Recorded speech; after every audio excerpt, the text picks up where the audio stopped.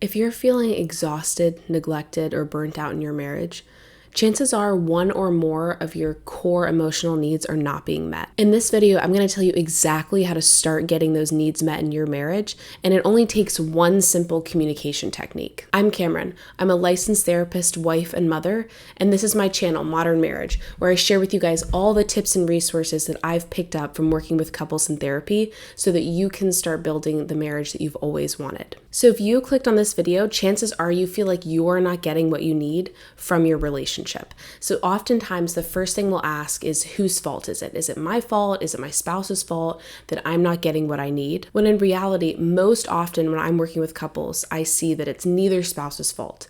It's actually just a miscommunication or a total lack of communication about what each spouse actually needs. And if you don't know what someone else needs, obviously it's really hard to give it to them. Oftentimes when we aren't sure about something, we assume someone is more similar to us than they actually are. This is called the false consensus effect. I went over it in more detail in a previous video, so I'll put the link to that video in the description below so you guys can check it out if you're interested. So in summary so far, if you aren't getting what you need out of a relationship, chances are it's not your fault, and it's probably not even your spouse's fault either. It's not that you guys don't love and deeply care about each other and want to put in the work. Chances are you just need to have a conversation about what it is that you're not getting that you really need from the relationship. So let's talk about the 10 basic emotional needs of any marriage, because chances are you are missing one or more of these in your relationship if you're feeling dissatisfied. Number one, caring or showing investment in your spouse. When you care about your spouse, you're invested in his success, or you want to see her become someone that she wants to be. You also care about what happens to her on a daily basis. Number two, trust, or showing your spouse that you have faith in his judgments and capabilities. Number three, understanding, assuring your spouse that you know her well and appreciate where she's coming from. Keep in mind that you don't have to agree with your spouse in order to understand her perspective. You don't have to say, okay, I agree with your perspective. You can always say, I get where you're coming from. I can see how you got to that point of view from where you are right now. It can often be really helpful to think about what the world is like from your spouse's perspective. So if you stepped into your spouse's shoes, would the point of view she has make sense? And oftentimes the answer is a big yes, even if the perspective is different from yours. Number four, acceptance, or showing your spouse that you love him exactly as he is. Number five, respect, or demonstrating to your spouse that you recognize the value of who she is and what she brings to the marriage. Number six, appreciation, or assuring your spouse that you're grateful for his efforts. This is a really big one. You want to make sure that you're rewarding the efforts instead of the outcome. So even if your spouse does something differently than you would have done it, rewarding that they did something you asked or that they're trying to be helpful, rather than nitpicking exactly how they do it. That is often a really huge way to win points with the love of your life. Number seven, devotion, or showing your spouse that she is more important to you than your other priorities and that you are dedicated to making her feel loved. Number eight, admiration, or demonstrating to your spouse that you approve of him and see the good in him. Number nine, reassurance, reminding your spouse of your love on a regular basis. And number 10, encouragement, or regularly expressing your confidence in your spouse. So we all have different levels of each of these needs. For example, I see a lot of couples where one of the spouses will value and need trust a lot more than caring, and the other spouse might be the exact opposite. And this is what makes meeting each other's needs difficult, because we don't quite know, unless we're told by our spouse, exactly what their levels are for each of these 10 needs. And the same happens in reverse. So if you haven't told your spouse exactly what your needs are and how to meet them, then it's going to be really hard for the two of you to meet those standards and do what each of you need. So now that you know what each of the 10 needs are, you can jump into the communication technique that I promised at the beginning of the video. So step one in this technique is to sit down and think about which of these needs matter most to you. It might even help to write out a rank order list. So actually sit down, pull out a piece of paper and a pen, and write down from 1 to 10, 1 being whichever need is most important, to 10 being whichever one is least important to you. And then you can put a star next to each of the needs that you feel like you're not getting met in your relationship right now. Once you've done that, the next step is to write out what I call a needs list. which is at least a 10-item list of really specific ways that your spouse can start meeting those needs for you that you are not getting met right now. When you're writing out your list, instead of assuming that your spouse should know how to do some of the things on the list, give examples. Basically, you want to take on the perspective that you are trying to set your spouse up for success.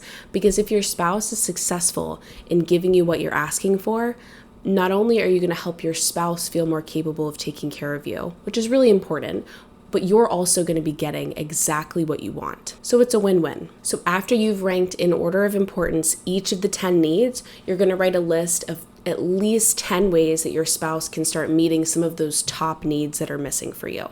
So here are some examples. If you put caring at the top of your list as one of the needs that matters most to you and is maybe not getting met yet, as an example of how to meet that need or something you can put on your needs list, you could write listening intently to what you're saying, or showing interest in what's going on in your life, or offering to help you when you feel stressed or tired or overwhelmed. If trust is a really big one for you that's not being met, here are some examples of what you could write on your needs list for trust. Refraining from offering unsolicited advice.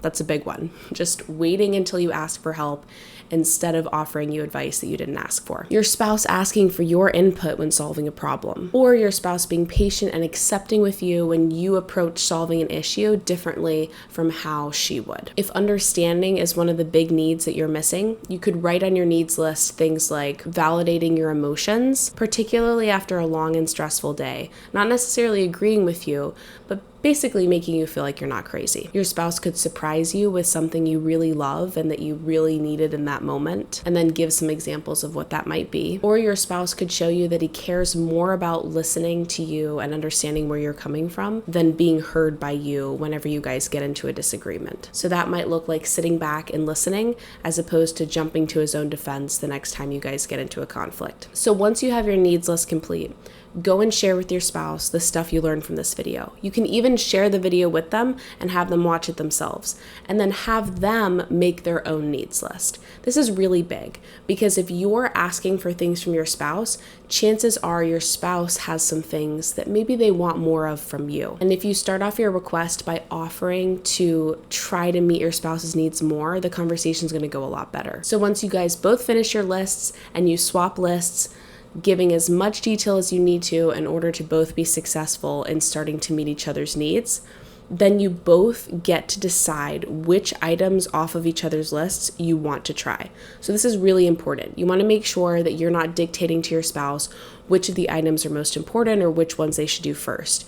You want to give your spouse that autonomy, and you want to reserve that autonomy for yourself as well. This is going to make it feel a lot more genuine for both of you if you get to decide exactly how you're going to show your spouse love over the next several weeks. And the last and most important step is to show appreciation every time your spouse tries to do something off your list, even if it doesn't go exactly the way that you had pictured it. Again, we're in the business of rewarding effort rather than results here. That is huge because the more we reward our spouse's efforts, the more they're going to try for us. And the more we punish them for not doing things exactly the way we would do it, the more easily they're going to give up. And then it's going to be really hard to get back to a place where you guys are ready to start going out on a limb and trying to do different things for each other. Before I end this video, I want to share the biggest pitfall that I see in the couples that I work with when they are trying to share their needs with each other and get more from the relationship that they actually need. And it often sounds something like this: he should already know what I need.